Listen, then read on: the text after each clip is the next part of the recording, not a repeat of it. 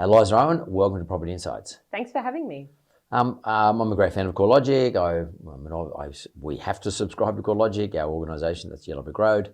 But I read all the reports, and as I was just saying, like people like Sky News and all those business reporters are glued to what CoreLogic's got to say. And you guys say a lot of things, so you've always got reports running out of the joint. Right now, let's just go back to CoreLogic for a second. So you're head of research. Yeah. So residential head of residential research, and we are talking about residential properties. So what is your latest report? What was the latest report you guys released that you oversaw? We've got a report that we put out earlier in the week about the largest decline in property home values on record. So you put it this week? You put it out this week? Last week. Last week, yep. Yeah. And where was the largest decline? Well, the largest decline is in Sydney at the moment. So peak to trough values are down 13%. So peak would be, in other words, January 2022. Pretty much a year. Yeah. So the highest prices that Sydney's ever experienced, on average, of course, was January 2022, when interest rates were quite low. That's the peak. Where are we at the trough? What's the sort of reduction we're looking at? So we're 13% lower across the whole value of the market. Yep. There's a bit of variation under that, with some of the strongest declines across typically more expensive markets like the Northern Beaches, eastern suburbs. So can I just stop you there for a second, Eliza? When you say more expensive, are you talking about the $30 million house, or are you talking about the $5 million house or apartment? To be honest, it's looking at sort of that higher end of the market that would probably start about 4 or 5 million for Sydney. But I guess what I mean by that is that overall, throughout this decline, whether you're looking at the Sydney market or Australia-wide, larger price declines have generally been associated with properties that are more expensive. So the more expensive the property, the more likely it is it's had a sharp decline. More affordable markets have seen a bit of a slower, steadier, less volatility throughout this cycle. Right. So where do you gather your data from? Like, do you ring up every real estate agent on Saturday afternoon and see how their auctions went, or how does it all work? Yeah, that's a part of it. A lot really? of property data companies put emphasis on recent sales collection. But you literally ringing? Literally? Yes. On Saturday afternoons after the auction day? Yeah, actually, that's where I started my career in property data, was in the call center and getting that recent sales information. But nowadays, we're also gathering it from lots of other different sources, online sources, as well as the official government records, which will come in later. Yep, like council records, as in settlement records. Valuer general, yes, yep. the settlement records. And we have lots of other different data points around individual properties that we can use to infer a value in the present. And the combination of those valuations enables this kind of massive real-time understanding of what the property market is doing in reaction to changes in interest rates, a global pandemic.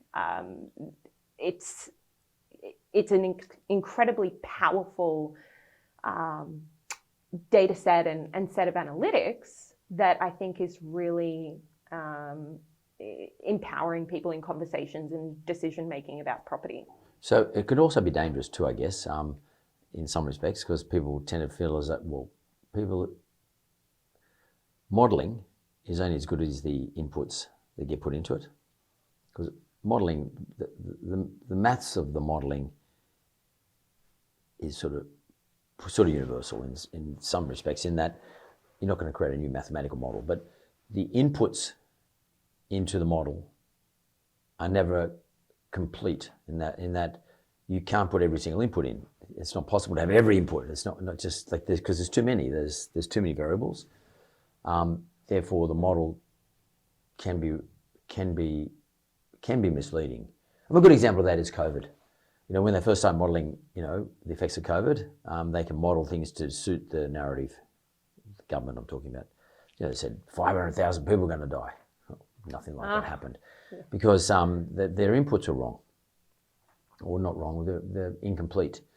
So, I guess what you guys are doing is always refining your model and always refining your inputs and trying to upgrade your inputs. So do you think that what CoreLogic's doing today, let's say in 10 years' time, will be far more, let's call it, I'm not saying you're inaccurate today, but far more accurate in that because you've had another 10 years of data and another 10 years of modeling and another 10 years of inputs, and you're going to find new inputs and you're going to get better quality inputs, etc., and therefore your statistical analysis will be done with greater confidence levels? I agree that the data will always get better and better.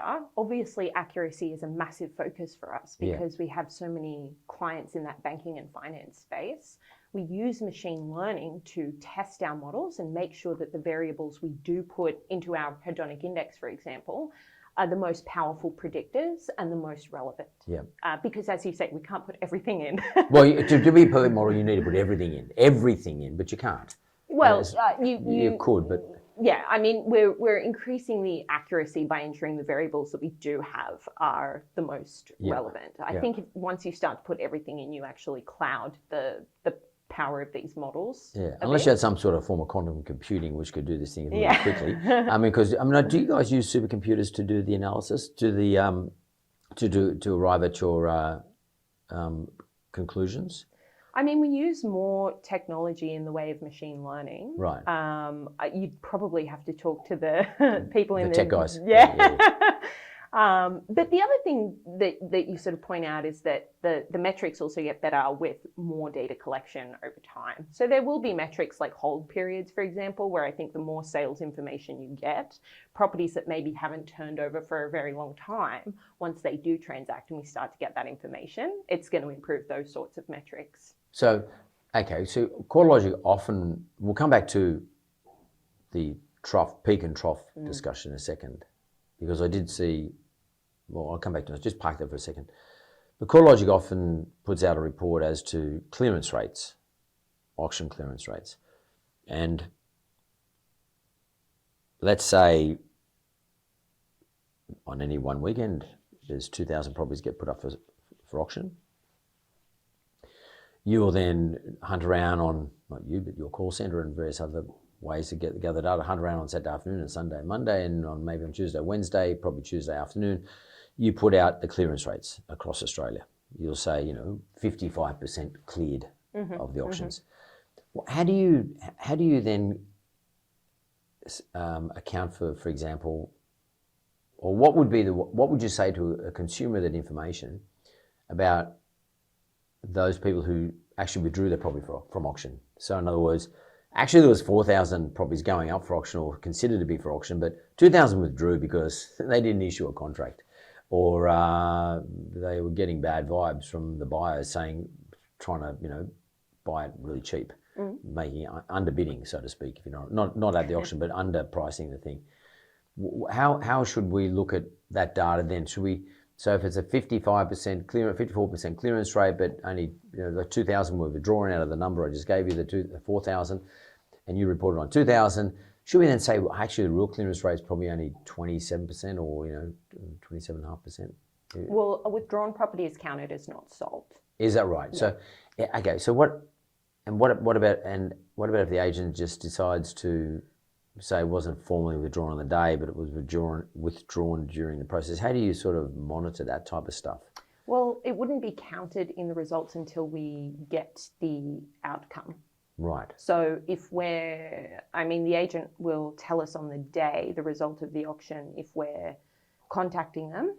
If they don't have a result yet, then they might say it was passed in, or... So what happens to passed in stuff? So is that counted as not sold? It's counted as not sold. Oh, not sold, yeah. Okay. So then I might negotiate a deal. It might get passed in, but I'll go and sit with the agent. I might negotiate a sale after, but maybe the next day on the Sunday. What happens then? What happens to the one that... If it's sold after on the day, then it's counted as a successful result. Yeah, so you guys must be following up the agents not just the day after, but a few days after. Yes. Or if it and do you guys does CoreLogic work out or have a look at the time properties remain on the market post auction?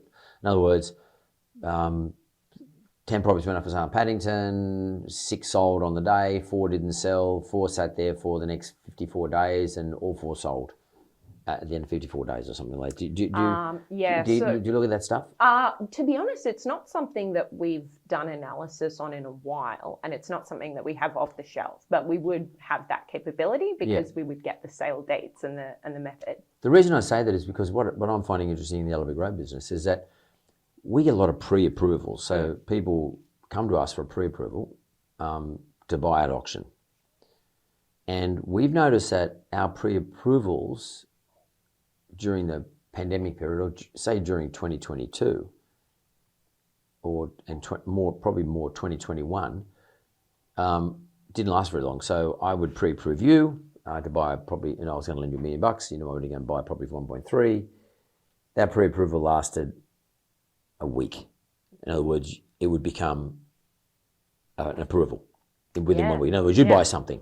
Yeah. So, but during 2022, particularly towards the end of 2022, our pre-approvals are lasting 55 days. Okay. And are either dropping off altogether. In other words, what that tells me is that people are getting the pre-approval, going to an auction, trying to buy the property cheaper than what the vendor expects, can't do a deal with the vendor, and they just walk away. And I don't know what they do after that, but they walk away. And I just think to myself, I wonder if there was some sort of correlation between that and the time properties stay on the market, because absolutely. Yeah. Absolutely. And our time on market metrics reflect exactly what you say. Right. At the height of buying and selling activity, spring selling season of 2021, record low interest rates, there were markets where typical days on market was 7 days. Yeah. In parts of north suburbs of Brisbane. Camps Hill, I remember, had that 7 day. And even then, it was because the agent took 7 days between advertising the property online and having an open home. So days on market have expanded quite substantially. We've gone from a low of, on average across Australia, 18 days on market, and that's blown out to about 35 days as of December. And so it's a reflection of all the dynamics, the rising interest rates, the fact that buyers are a little more deterred by higher interest costs or not finding can borrow less. Can borrow less, that's right. There's that friction between buyers and sellers at the moment. Vendors are starting to offer greater discounts from their initial listings price. But, it's that process, I think, of vendors adapting to the new market and the fact that they couldn't get the price they wanted 6-12 months ago. In other words, meeting the market. And you have a dysfunctional market. Or to have a functional market, you've got to have a market where you have a willing buyer and willing seller. In other words, they're willing to meet each other at a price. If your vendor is unwilling, which has been the case, then you've got a dysfunctional market. So the game here is, when does the vendor decide to? When do vendors, on average, decide? Okay, I'm going to sell. I've got to cop the price that I'm offered by a purchaser, or what sells for at auction. And I think, I don't know what your analysis says, but my qualitative understanding right now is that we're starting to move towards a more functional market, and the dysfunction starting to subside a bit. But we definitely were in a dysfunctional market, at the end of last year, because not many properties even went up for sale or auction even. I mean, we're getting low auction numbers, not at clearance. I'm just numbers, and it tells me the vendors are saying, well, maybe things are going to get better. I'll sell next year. Yeah, absolutely. I'd like to sell, but I'll sell next year when things get better. But maybe things aren't getting better. Maybe things are getting sort of worse, tougher. So I think you're exactly right. The key is urgency, right? Whether there's a motivation or an urgency behind the sale of a property. And in some ways, what is a good sign for the economy and the state of mortgage serviceability is that the spring selling season of 2022, by the time interest rates were soaring and buyer interest was waning, is that listings volumes were 30% lower than what they'd been in the previous 5-year average. The spring selling season of 2022 didn't really happen. Yeah. And that's the first time I've ever seen that. I've been in property data for about 11 years now, and I've not seen that before. So we went through the GFC period, so that's interesting. Yeah, so, well, I think the fact that vendors were sort of empowered to not list their property and get a lower price suggests that they don't have that urgency. There's probably a bit of a vacuum effect in Australia's property market as well, where a lot of buying and selling decisions happen when interest rates are low, and layered on top of that, you had all of these first home buyer schemes, the introduction of the first home loan deposit scheme, home builder, all of these stimulatory incentives, for buyers. So now that the market's cooler and people aren't listing as much, I think it's interest costs are higher. Compounding the decline in the property market is the fact that the people who were going to buy and sell their property probably already did that in 2021. Yeah. There was 620,000 residential transactions that happened in the calendar year of 2021. That's the highest level we've seen since 2003. Wow. So turnover, effectively turnover. Yes. So exactly. So 12-month turnover rate peaked at about 6% for this cycle, and that's been coming down. Sales volumes are easing. And it's just another one of those numbers that have been absolutely rocked by the pandemic, right? Yeah.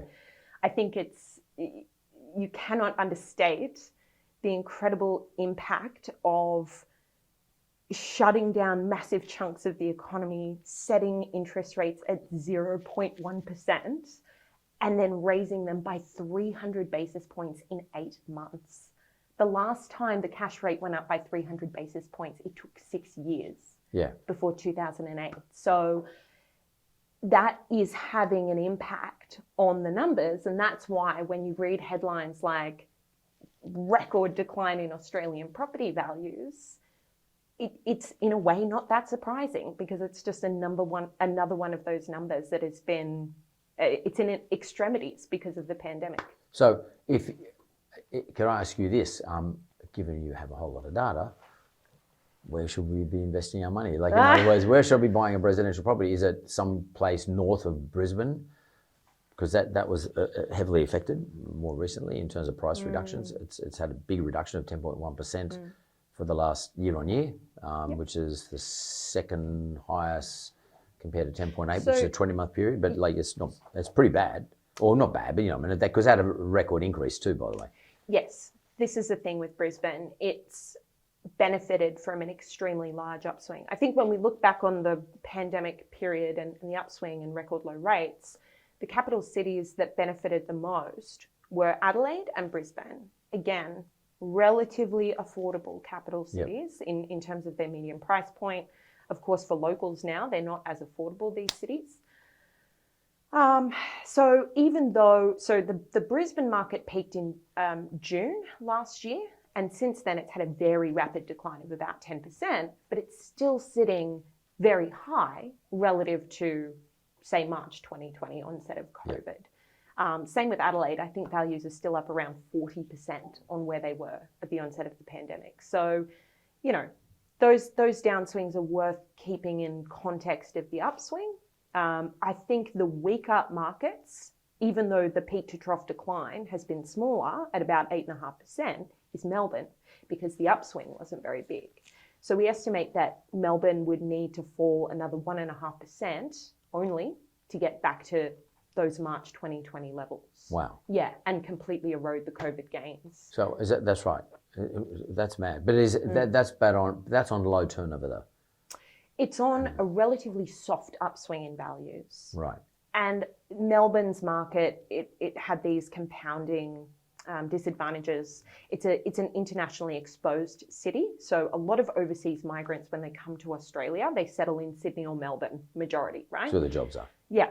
And it's where the communities are too, migrants from their country. And so when international borders closed, that had a great shock on Sydney and Melbourne rental markets in particular. But I think longer term, it's created a bit of a deficit in housing demand for Melbourne City. And on top of that, the city had these extended lockdowns, which I think were a bit of a push factor and deterred people from buying there. So, and there was a net migration out of Melbourne too. Yes, that's or right. Victoria. Yes, which is unusual for Victoria. Historically, it's had periods of positive net internal migration. So the demographic trends have been unfavourable, extended lockdowns, and a lot of supply too. It's still, particularly in the unit segment, it's a relatively highly supplied market. So all of that has created very soft capital growth performance. But if your strategy is rental yield, cash flow, Melbourne rents are now growing at the fastest level of, Is that right? of the All the unit others, markets yeah. because we've got the return of overseas migration now. Right. So over the past year, Sydney, Melbourne and Brisbane unit rents are up between 14 and 16% year on year. So how do we reconcile that? Because I read a report only this morning that saying that 500 of the 3,000 suburbs that you guys assess have gone rents have gone down for the first time in a long time. But then I go and hear, watching television, I see in Sydney like 100 people lined up to get inspected an apartment that's up for rent. So is the reconciliation a simple one in that of those ones where there has been a downturn, they're mostly in places like Canberra and Darwin and Perth and other sort of bigger regional areas as opposed to Sydney, Melbourne? Is that the reconciliation? I really am pretty sure the report that you're referring to is capital growth, not rents. We put out our mapping the market, which would have shown X number of markets out of the 3,000 suburbs analysed have seen a decline in price. Yep. The price movement, where we've got high interest rates, falling values, is very different to the rental market, which at the moment is more tied to demographic trends and the return of overseas migration. We had an inflation of rent values throughout the pandemic because tenants essentially spread out across the market. People wanted a second bedroom for a home office instead of a housemate, right? So that really absorbed a lot of rental stock, tightened up the market. Now, as of start of 2022, the return of overseas migration has seen added demand pressure to that because about 80% of overseas migrants, when they first come to Australia, are renters. Right. And again, they're largely going to Sydney and Melbourne. And that is important. It has important implications because rental value growth is part of what goes into inflation as well. So we're really waiting for that rental growth to come down to as an early sign of easing. Well, in the US, it's a big driver of their inflation number. In the United States, it does drive our inflation. It's one of the inputs into our inflation calculation. Right. So do you think rents are going to steady off at some stage? Yeah, I think nationally, on the sort of broad level, we've started to see a decline in the quarterly rate of rents. Right. So up 2% in the December quarter, down from 2.3% in the September quarter, 2.7% in the June So it's going in the quarter. right direction, so to speak. Correct. For tenants. Yes. The exceptions would be your big international markets, right? So that's because you've got the influx of overseas rental demand. But there are areas of the market, regional Australia, where growth is slowing down, Canberra, where rents are going backwards because they've seen a net loss in migration over the past few quarters. And I think we'll start to see a bit of a demand-driven shift where people go back to share housing to try and help alleviate these higher rental costs as well. And that should loosen up the rental market a bit. We might also see, coming back to this idea of urgency, people needing to strategize around a higher interest rate environment, people renting out a room in their home, people renting out their property if they can, if they have somewhere else to help supplement their money they need to earn in order to pay the higher mortgage payments. Correct, yeah. And that could even contribute to a loosening rental market, lower inflation, I think So we really live in, which is why you need someone like CoreLogic, I guess, because it's very dynamic. It changes quite rapidly. And, the rhythm of the change has to be monitored. You could be making a decision today, which could be completely wrong for 3 months' time based on the way the markets are changing so rapidly, which is what you guys do. I mean, you guys are looking at the data and sort of giving us a view. You put a report like weekly, don't you? Like daily. Daily, lots of things to write about. We try and be a little, proactive, but also a little reactive. So we'll have content coming out based on policy announcements, changes to, over the past 2 years, lockdown conditions, things like that. But then we have regular reports around rental market performance. We've got the monthly home value index report, which is your monthly update on what's happening with property prices and home values across different markets and regions of Australia. So I think that I know from as a renter and as having worked in this space for a while, one of the big things for me has been reporting out to tenants like, hey, actually 2018 might be a good time to negotiate a rental reduction. And in that sense, I think big data and property insights that are really timely can be an important structural change for shifting power imbalances and, where maybe people might not have known that they could even ask for a rent reduction. So, yeah, I think that's one of the things that I enjoy about my job and one of the things that keeps me in property data.